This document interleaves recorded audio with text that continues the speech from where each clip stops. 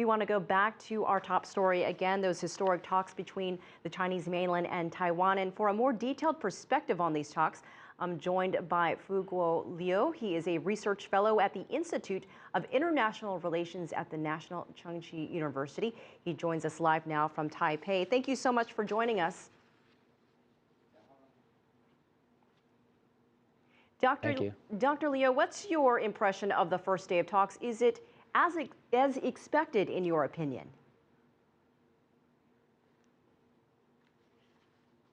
Of course, it has been for quite some time, already 65 years. Most of the people in Taiwan feel that this is a tremendously progress for all people to recognize the relationship between Taiwan and China. And I personally feel that this is a positive progress, and it deserves all of us to give a big applause to the government of both sides. What do you think will be the biggest issue to watch, or the most important issue to watch? There are several things being discussed, but in your opinion, what should we look for?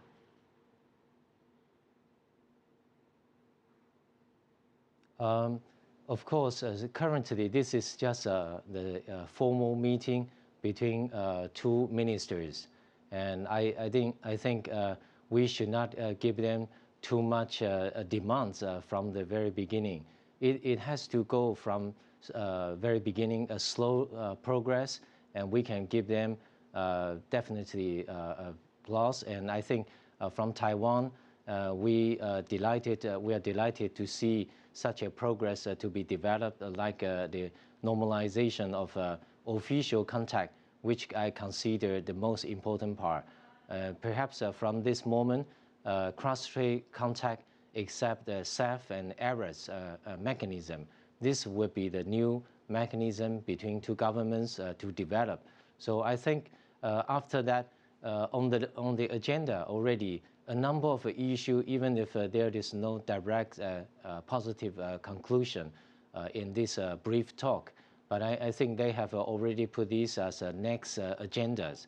I think this is also a positive progress for us to observe through. You know, day 2 is set to get underway, and then we are followed by day 3 and day 4. What do you think will be accomplished by the end of these discussions?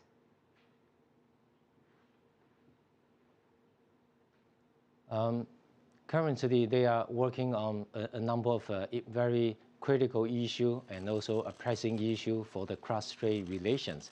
And I think definitely, at least for the time being, we can see the progress between two important ministries from Taiwan Mainland Affairs Council and on the China side, Taiwan Affairs Office.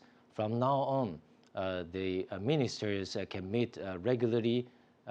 They will pay the courtesy call from each other regularly.